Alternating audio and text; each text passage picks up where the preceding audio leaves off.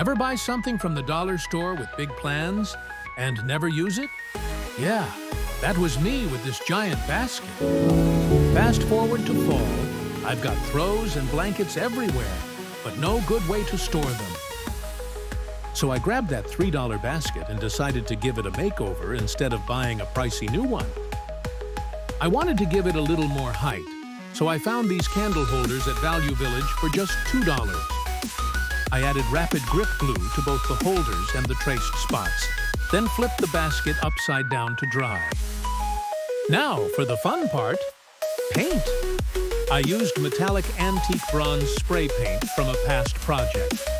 Once the outside dried, I flipped it over and gave the inside 2 coats for full coverage.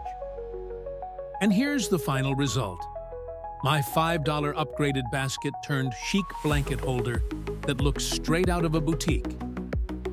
Simple, affordable, and completely transformed. If you loved this transformation, tap like, subscribe for more budget DIYs, and tell me your favorite home hack in the comments.